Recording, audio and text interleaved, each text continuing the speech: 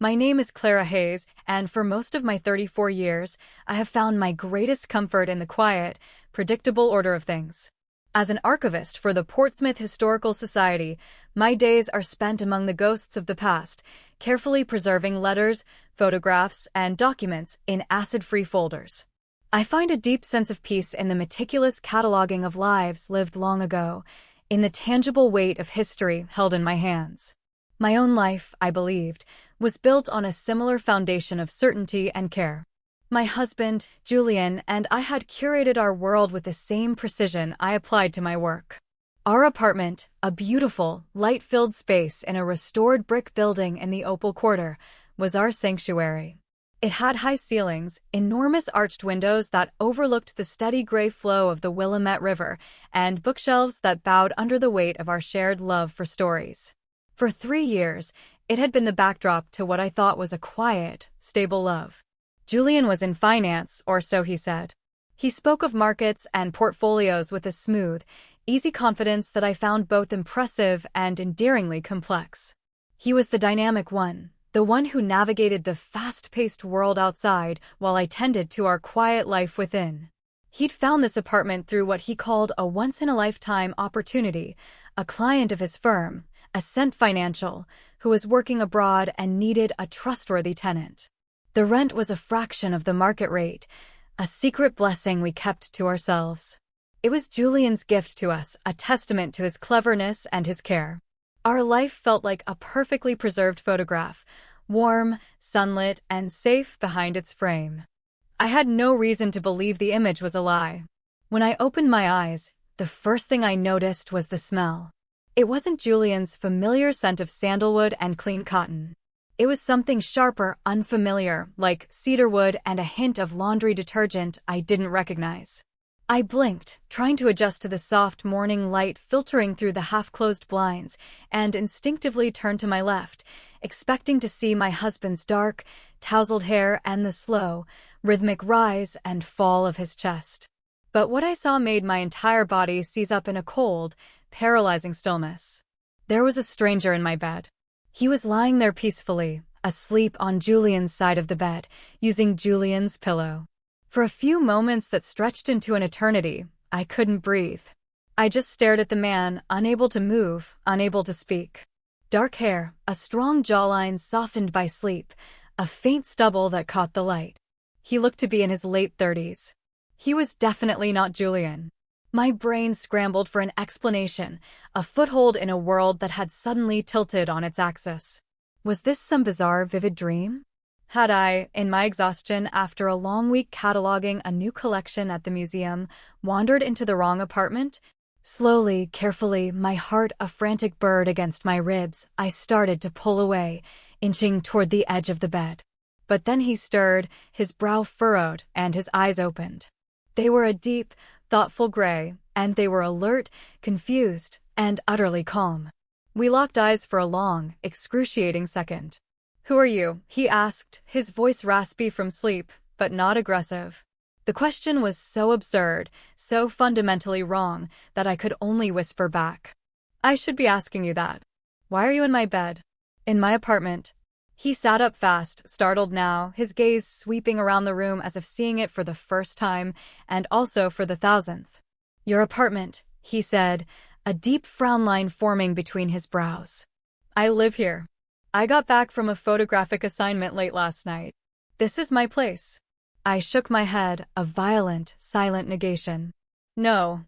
My husband and I have lived here for 3 years. We have a lease. This is our home." Still holding the soft linen sheet around me like a shield, I stumbled out of bed, my legs barely supporting me. The man, who a moment later introduced himself as Elias Thorne, followed me into the hallway, his movements measured and cautious. He pointed toward the living room, towards a built-in bookshelf I had always admired. "Look, I'm not trying to scare you," he said, his voice unnervingly calm. "But I have the ownership documents. I bought this place 5 years ago." He reached into a carved wooden box on the second shelf and pulled out a thick folder. Inside were official-looking papers with embossed seals, signatures, and dates. His name, Elias Thorne, was printed clearly alongside the address of our apartment. It was all there, matching perfectly. No, this can't be right, I murmured, my fingers trembling as I flipped through them. The paper felt cold, immutable. We rented this place through an agency. We paid a deposit, first month's rent. My husband. Julian signed everything. Can I see the lease? He asked gently. I nodded, a sick, hollow feeling spreading through my stomach. I retrieved the crisp manila folder we kept in the top drawer of the antique dresser in the hallway. I handed it over, watching as his gray eyes scanned the pages. His expression shifted. What had been confusion now hardened into something more like concerned certainty. This is a fake, he said slowly, his voice low. Not even a good one if you know what to look for. The letterhead for the agency is pixelated. The signature for the property manager, it's forged. I've never authorized anyone to rent this apartment. I've been away for work. I'm a landscape photographer on assignment in Patagonia for the last 8 months. I just got back last night. I sat down hard on the edge of the couch, my mind a spinning vortex of denial and dawning horror. None of this made sense. Where was Julian? Why hadn't he told me anything? I grabbed my phone from the coffee table, my hands shaking so badly I could barely unlock it. I called him. It went straight to voicemail. I tried again. Voicemail. A cold dread, sharper than the initial shock, began to seep into my bones. Julian always picked up. Even in important meetings, he'd at least send a quick text. In a meeting, call you back. I need to call him again, I said, dialing with fumbling fingers. Elias turned to give me a measure of privacy, stepping toward the window and looking out at the river. But it was the same recorded message again and again. He's not answering, I whispered to the silent room. He always answers me. Always. I stood on unsteady legs, walked toward the bedroom closet, and flung it open, half expecting it to be empty. But Julian's suits, his ties, his carefully pressed shirts, they were all still there. A wave of relief washed over me, so potent it almost buckled my knees. See? A mistake. A misunderstanding. But then Elias stepped beside me and opened the other side of the closet. These, he said slowly, gesturing to the contents. None of these are mine. And my things, my clothes, my books, they're all gone. I stared at the familiar navy blue blazer Julian wore to client dinners. The striped silk tie I gave him for our anniversary.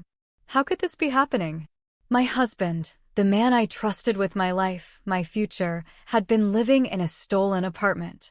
Elias pulled out his phone and made a call. Hey, Mrs. Gable, it's Elias from 4B. I'm back. Yes, it was wonderful, thank you. I have a strange question for you.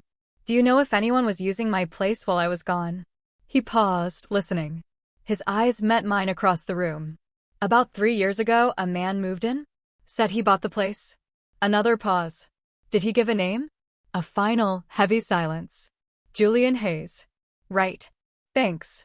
He hung up and looked at me, his expression a mixture of pity and grim confirmation. I sat down again, this time on the floor, my back against the cold wall. The name, my name, spoken in this context, hit me like a physical blow. For the first time, I felt the full, crushing weight of what was beginning to unfold. This wasn't just a mistake. It wasn't a misunderstanding. It was a betrayal so profound it threatened to erase the very ground I stood on. I must have sat there for 10 minutes without moving, just staring at the grain of the hardwood floor. Everything felt unreal. The warmth from the night before, the easy familiarity of our home, it was all a lie. My stomach churned as I forced myself to stand up and go back into the bedroom. I opened every drawer, every cabinet, with a desperate, methodical slowness. Julian's things were there, yes, but only the ones that didn't matter. A few shirts, some socks, a half-empty bottle of cologne on the dresser. The laptop he always used for work was gone. His passport, which he kept in the top drawer of his bedside table, was gone. The file box with his financial statements, credit cards, all of it, vanished. The essentials were missing. I opened the nightstand on his side of the bed. That's when I saw it. A plain black moleskine notebook wedged in the back, hidden beneath some old receipts and a paperback he'd finished months ago. I pulled it out, my hands trembling. Inside were not journal entries, but lists. Meticulous, chilling lists. There were photocopies of IDs with different names, but the face on each was a slightly altered photograph of Julian, different hairstyles, a beard, glasses. My throat closed. What was this? There were schematics of apartment building layouts, notes on security patrol schedules, and lists of aliases scribbled in his familiar, elegant handwriting. Schedules, dates, potential targets. My fingers went cold, numb. "Elias," I called, my voice barely a whisper. He stepped into the room, and when he saw what I was holding, his face turned grim. We sat down together on the edge of the bed I had, until that morning, thought was mine. I laid out the contents of the notebook on the comforter. These can't be real," I stammered. "I don't understand." Elias picked up one of the fake IDs, studied it, then looked at me, his expression gentle but firm. "He wasn't just squatting here, Clara. He's been doing this for a while. This is a system. He's impersonated multiple people, used several properties under different names. And from the looks of this, he's very, very good at it." My hands went to my temples, trying to hold my fracturing thoughts together. I was trying to breathe, but every inhale was a sharp, painful gasp. "Julian's an investment consultant," I whispered, the words tasting like ash in my mouth. "He knows the industry, the paperwork, the language. He used to talk about finding the perfect opportunity all the time. I thought it was just his passion for his work. I didn't know he was." I couldn't finish the sentence. A soft knock on the apartment door made us both jump. Elias looked through the peephole. "It's Mrs. Gable, the neighbor," he said. He opened the door. An older woman with kind, curious eyes stood in the hallway. "Elias, dear, you're back," she said with a surprised, warm smile. "I thought you were still in South America." "Just got in late last night," Elias replied, his tone easy. "This is Clara. She's been living here. Can we ask you something, Mrs. Gable?" The woman glanced at me with open concern. "Of course, dear. Do you remember when the man moved in across the hall about 3 years ago?" Elias asked. "Said he'd just bought the unit." "Oh, yes," she nodded. "The charming young man. Julian. So polite. Said he'd just closed on the place. A few days later I started seeing his lovely wife, too. You, I suppose." I gave a weak, numb nod. "Lately, have you seen him?" Elias pressed gently. She frowned, thinking. "Well, not this week. But 2 nights ago, I saw him leaving with a huge duffel bag and a briefcase. Looked like he was heading out on a trip. It was quite late, maybe around midnight. That's when it hit me, a sharp, piercing pain of realization. That night, I'd been working a double shift at the museum. We were installing a new exhibit, and my boss had asked me to stay late to oversee the final placements. I didn't get home until after 2 a.m. He waited until I was gone, until there was no chance I'd come home early. He had planned it. As soon as Mrs. Gable left, her kind face now etched with worry, I turned to Elias, my voice shaking. He studied my schedule. He always asked about my shifts when I was working late, when I had weekends off. I thought it was just him being thoughtful, planning our time together. But now I see, it was surveillance. Elias's face darkened. He planned this down to the hour. That duffel bag, probably full of everything he didn't want to leave behind. He sat down beside me again, his presence a strange, solid anchor in my collapsing world. "Clara, we need to face the truth. Your husband isn't just hiding. He's running." "Running from what?" I asked, though I feared I already knew. "From you? From what he's done." I nodded slowly, the shock finally giving way to a deep, aching fear. The man I married, the life we built together, the very sanctuary I called home, might not have existed at all.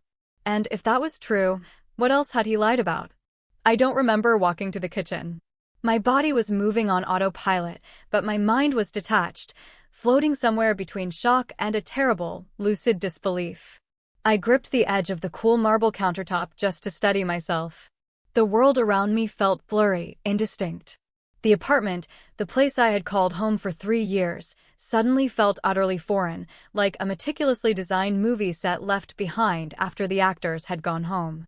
I pulled out my phone again and stared at Julian's name in my contacts. I didn't dial.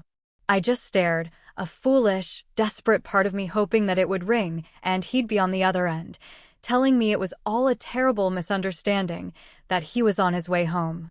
But I knew better. A thought struck me then, sharp and terrifying. Our savings. The account we had been building together, dollar by dollar, month by month, for 5 years.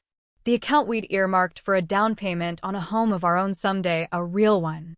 I opened my banking app, my thumb hovering over the icon, my breath held tight in my chest.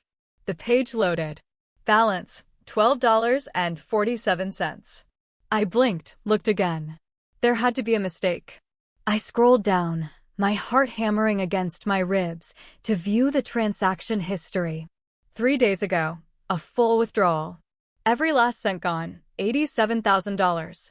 I clutched the phone to my chest, feeling the blood drain from my face. My knees buckled, and I dropped onto the cold tile floor, the phone clattering beside me. He took everything, I whispered to the empty room. He drained our account.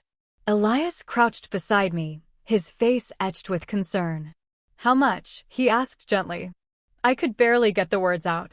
$87,000. It was our entire savings. He sat back on his heels, his jaw clenched. Now it makes sense, he muttered. He didn't just want free rent. He was staging an exit. The apartment, the fake documents, your money, it was all part of the same plan. I closed my eyes, trying to hold back the hot tears of shame and betrayal. How could I not have seen this? I'm an archivist. I'm trained to notice details, to look for inconsistencies, to verify sources. And I didn't notice the man I lived with for 5 years was a complete fraud. Elias didn't answer right away. Instead, he stood, filled a glass with water from the tap, and handed it to me. We all have blind spots when it comes to the people we love, he said softly, his voice a balm on my raw nerves. You weren't ignoring red flags. You trusted him. That's not a weakness, Clara. That's what love is supposed to be. But it didn't feel like love anymore. It felt like I had been living in a beautifully painted illusion, a masterpiece of manipulation, and the artist had just walked away, taking the canvas with him. I need to go to the police, I said, my voice steadier now, fueled by a rising, cold anger. I don't even know what I'll tell them, but I can't just sit here. He stole from me. He stole from you. He's probably done this to others. Elias nodded, his expression firm. I'll go with you. We got to the police station just before noon.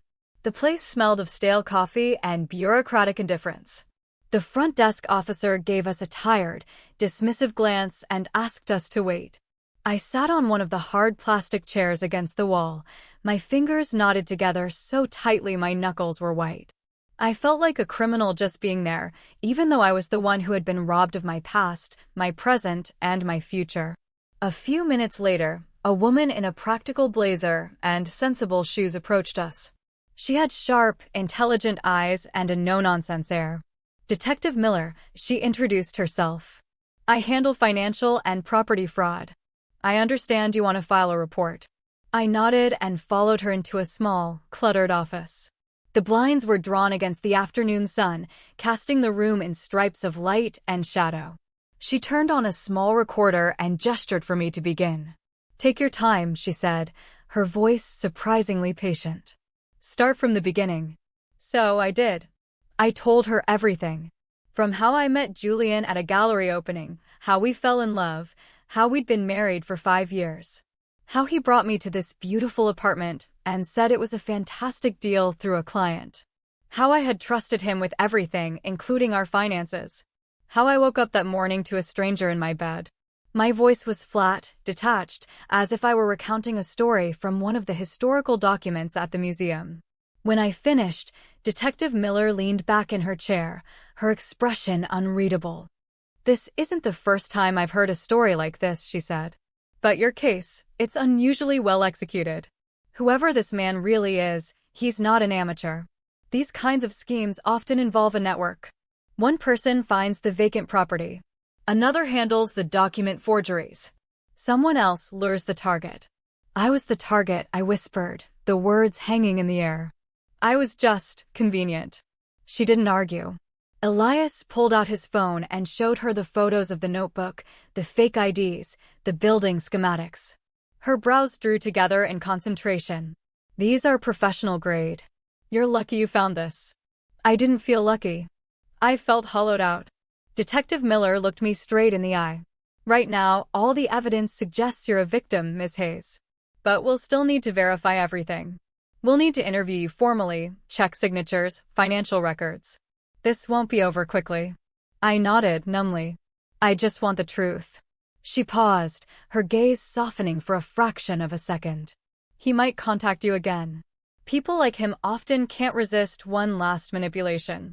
If he does, let us know immediately. Do not engage. As we left the station, I felt a strange calm settle over me. Not peace, but clarity. The kind of clarity that comes after a wildfire has torn through a forest, leaving you standing among the scorched, skeletal remains of what once was. It forces you to look at what's left. And what was left was me. I was still processing everything we'd told the detective when my phone buzzed. Unknown number. A local Portsmouth area code. For a brief second, I froze. Then, remembering the detective's words, my thumb hovered over the screen. I answered. Clara, the voice said. It was calm and steady. Too calm. It was Julian. His voice, once a source of comfort, now sent a chill through me. It sounded so normal, as if none of this had happened, as if he hadn't just vanished and stolen our life savings and left me to wake up in a stranger's home. Where are you? I snapped, pacing the sidewalk in front of the station, the city noise fading into a dull roar.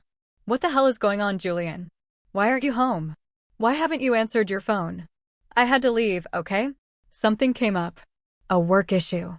I didn't mean to worry you. Stop lying to me, I hissed, my voice low and shaking with rage. The real owner of the apartment came back, Julian. We've discovered everything. The lease is a fake.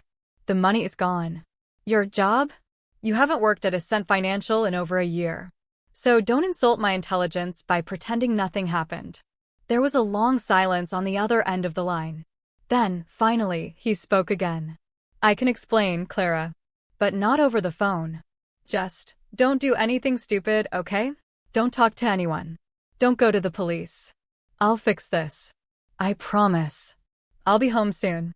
He said it like a promise, like he still had the right to make promises to me. Don't go to the police?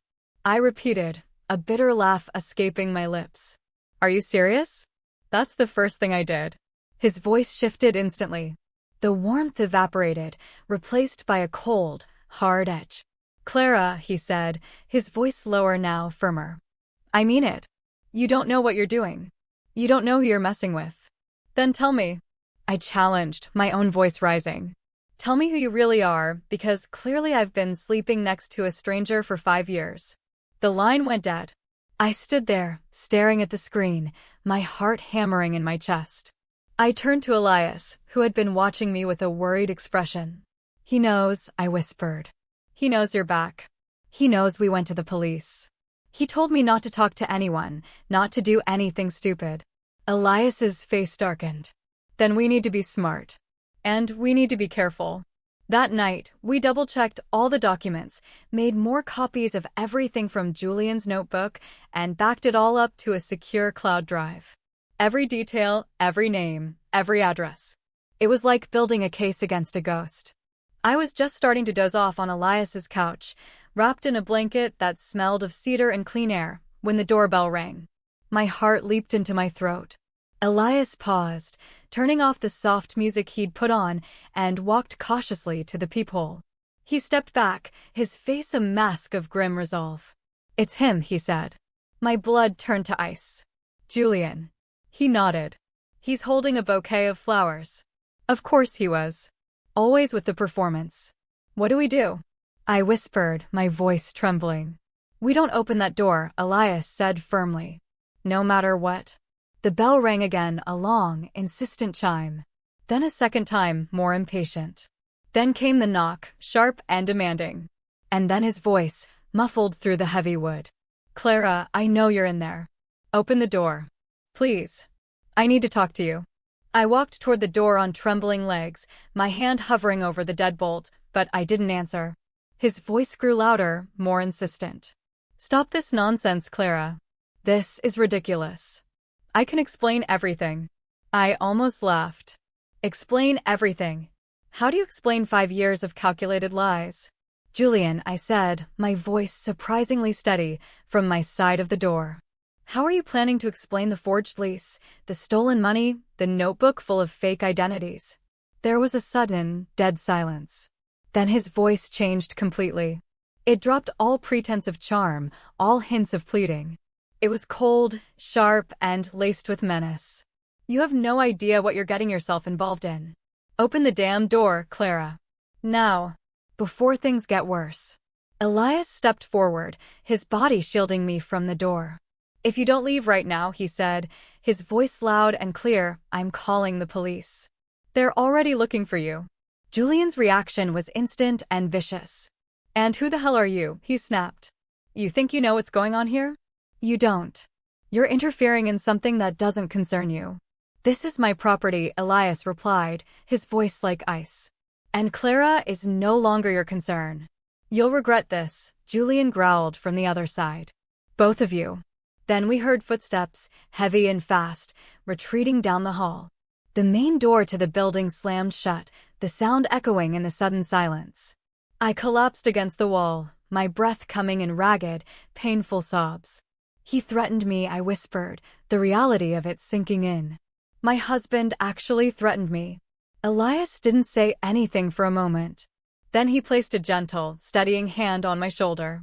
No, he said quietly. He threatened a woman he no longer controls. That's different. And somehow, in the terrifying quiet of that apartment that was no longer mine, but was becoming my refuge, I knew he was right. And that small, powerful distinction made all the difference. I didn't sleep that night. Not really. I lay on the couch in Elias's living room, wrapped in a soft wool blanket, listening to the city's distant hum and the occasional hiss of tires on wet pavement. Every sound made me flinch.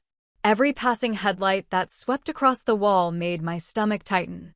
It wasn't a fear of violence, not exactly. It was the fear of facing the truth in the lonely, quiet hours of the night that I had dedicated 5 years of my life, my heart, and my future to a man who never existed. Elias brought me a mug of tea the next morning, just as he had the day before. He didn't ask how I slept. He didn't try to fill the silence with meaningless small talk. He just sat in the armchair opposite the couch and sipped his own coffee, his presence a quiet, steady anchor. That small kindness, silent and unassuming, meant more than any comforting words could have. After a few minutes, he looked up and asked softly, "What was Julian like, in the beginning?" I didn't know how to answer. For a moment, I was afraid that even remembering the good parts would somehow give him power, would validate the lie.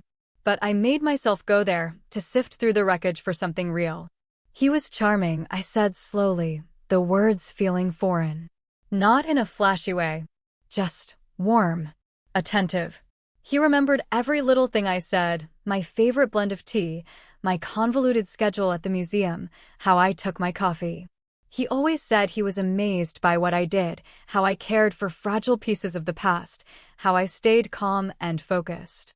I thought it was love. I thought I'd finally found someone who saw me, really saw me. Elias nodded thoughtfully, his gray eyes watching me. Maybe he did. Or maybe he saw something he could use. A steady income. A trusting nature. A partner who wouldn't ask too many questions. That stung more than I expected because it rang with the brutal clarity of truth.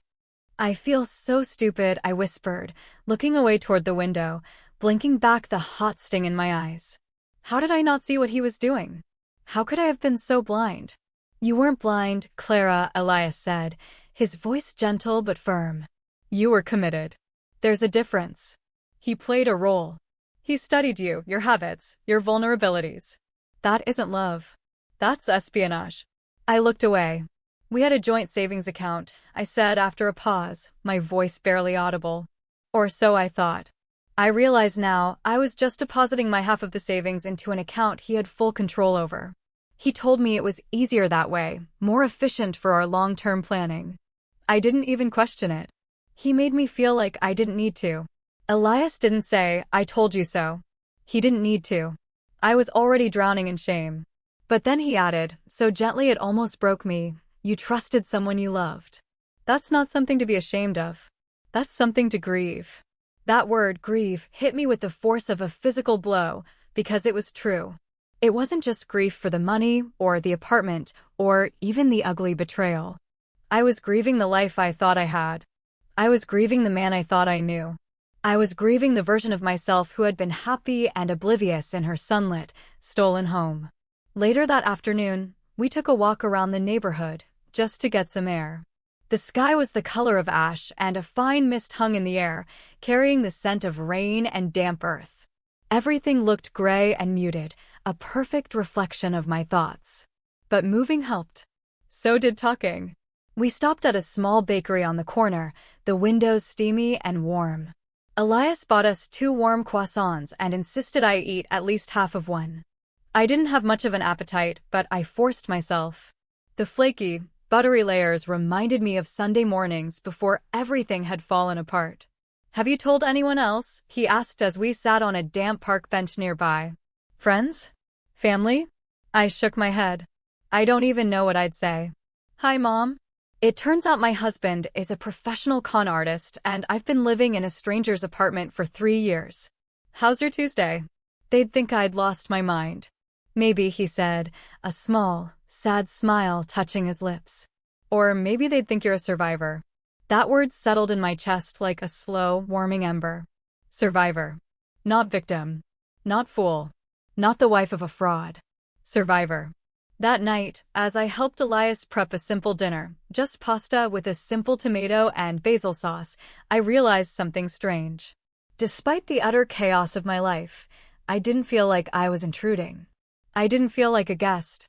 His home, the one that should have been a constant, painful reminder of my loss, was starting to feel safe. After dinner, we sat with mugs of chamomile tea in the living room, soft jazz playing low in the background. For the first time in days, my body began to unclench, muscle by muscle. "Elias," I said, turning toward him. "Thank you. For everything. You didn't have to help me.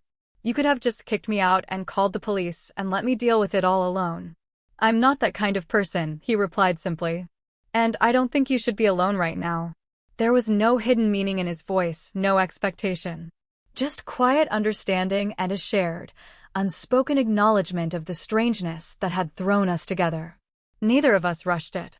Not tonight. And for the first time since this nightmare began, I allowed myself a fragile, tentative sliver of hope. Detective Miller had called me 2 days earlier to say the net was closing in. Julian's aliases had been flagged in connection with multiple open fraud cases across several states. One of her contacts at the FBI had even found surveillance footage of him scouting another high-end property in Denver. That night, as I lay awake, I wondered, when cornered, would he vanish completely, or would he come crawling back like a desperate man with nowhere left to run? I saw him again 3 days later.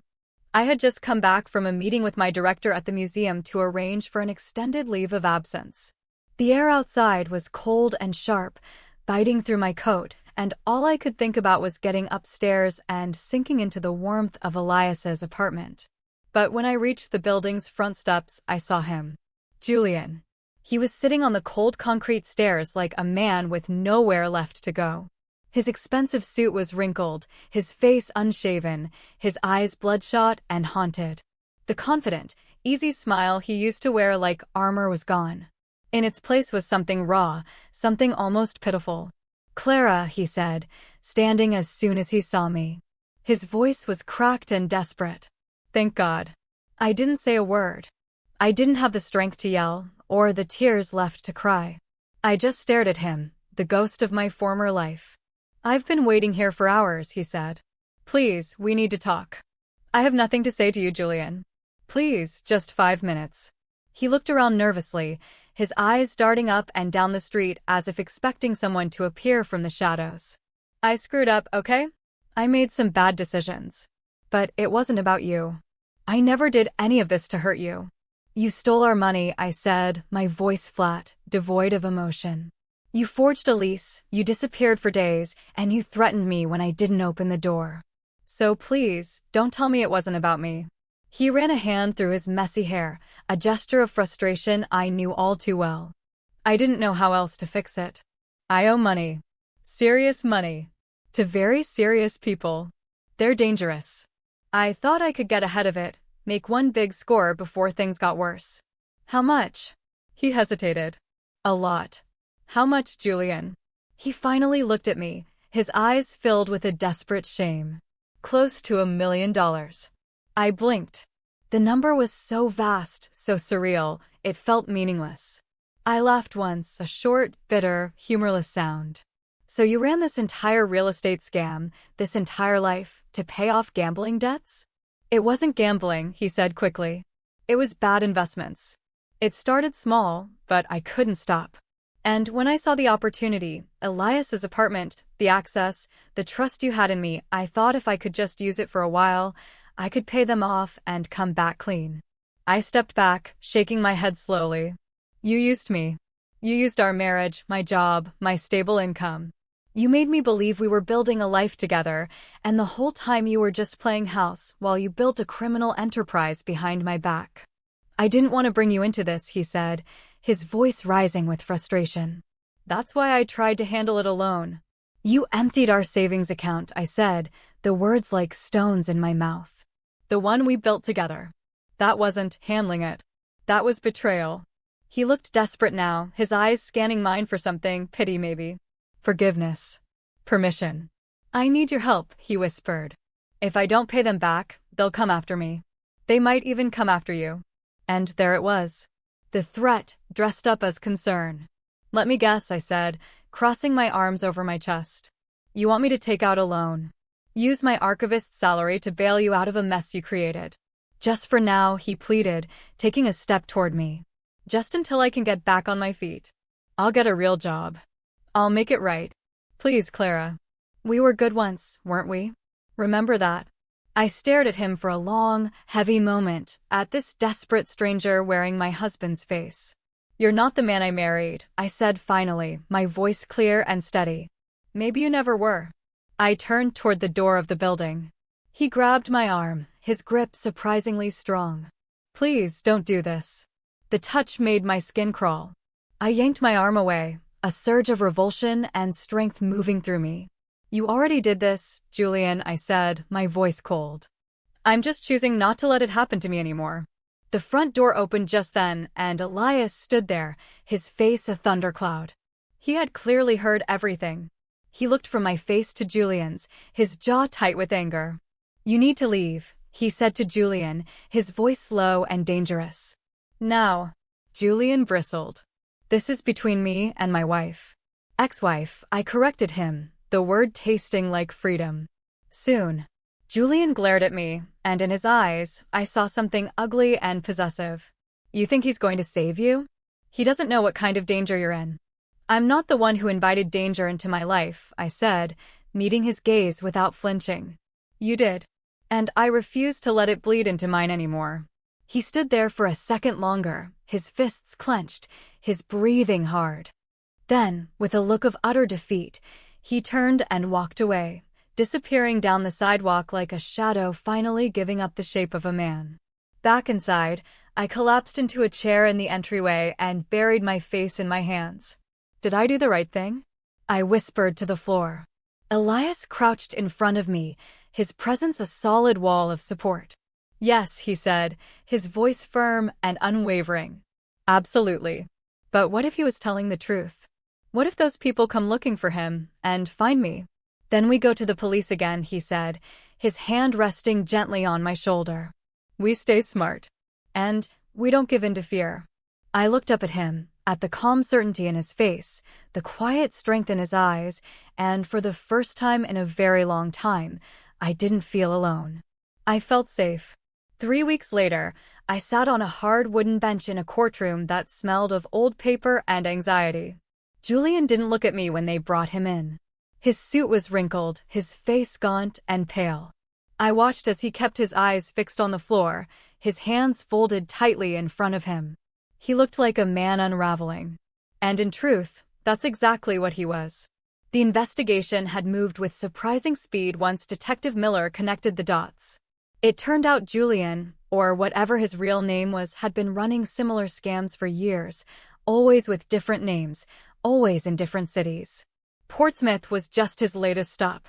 The apartment, the fake job, even our marriage, it had all been part of a long con, a carefully constructed stage play threaded through with charm, forged documents, and stolen identities. I gave my testimony calmly and clearly.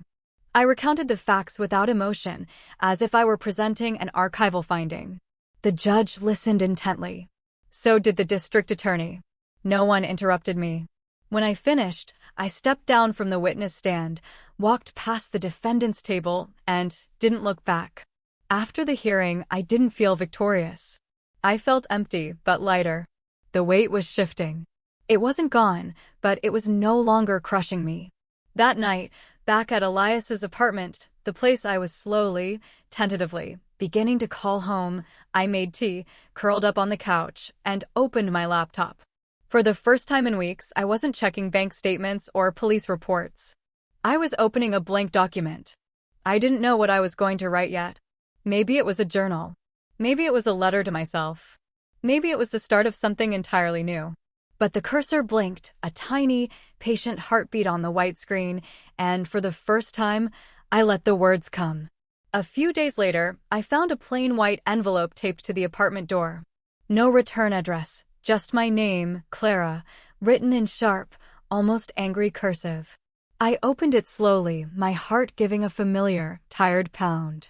Inside was a single, folded sheet of paper. You destroyed everything. I hope it was worth it. There was no signature, but I knew exactly who it was from. I didn't crumple it up. I didn't cry. I simply folded it neatly, put it back in the envelope, and called Detective Miller. She sent an officer to collect it for evidence. I wasn't scared, but I was done. I was done letting fear take up space in my life. It's likely just a final power play, she told me over the phone. A way to remind you he's still thinking about you. But that doesn't mean he still owns any part of your story. She was right. Because that part of my life, the part where I mistook obsession for devotion and silence for stability, was over. I was no longer a woman who flinched at every doorbell, or second-guessed her own instincts, or let someone else define her worth. I was building something new now. Not just a home, not just a career. A self. Elias helped, quietly and patiently. He never tried to rush my healing, never tried to define what we were becoming. Some days we talked for hours about art and history and the way the light hit the river. Other days, I would have a wave of grief and cry on his shoulder, and he would just hold me, not like I was a broken thing in need of fixing, but like I was something valuable that deserved to be held. One morning, months later, I woke up to the smell of pancakes. I followed it to the kitchen and found him at the stove, a dish towel slung over his shoulder, his dark hair a mess from sleep. "You cook?" I asked, a genuine smile spreading across my face. "Only under extreme emotional blackmail," he said with a grin, sliding a perfectly golden pancake onto a plate. He brought it to the table where I was sitting, and I realized maybe healing doesn't always come in a grand, cinematic revelation. Sometimes it arrives quietly, on a Tuesday morning, wrapped in the simple kindness of a shared meal and the slow, steady trust of being truly seen. 6 months after that, I walked into my first class at the local community college. Psychology 101. I was applying for a second degree, this time in trauma-informed therapy.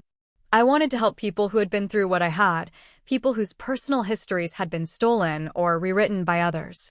I wanted to give them the words for things that once felt unspeakable and, maybe, someday, help them write their own new beginnings. Sometimes the deepest betrayal doesn't come from enemies. It comes from those who once knew our morning routines, the shape of our silences, and how we take our tea. And when the people we trust most turn out to be illusions, it doesn't just break our hearts, it shakes the very ground of our identity. But healing isn't about forgetting. It's about reclaiming. Reclaiming your name, your voice, your story, your worth. I didn't get my revenge by exposing Julian. I got it by refusing to shrink. I got it by turning my pain into purpose. I got it by stepping out of the shadow of what was and choosing every single day to write a new story on my own terms. Because sometimes survival is the loudest victory, and peace is the sweetest form of justice.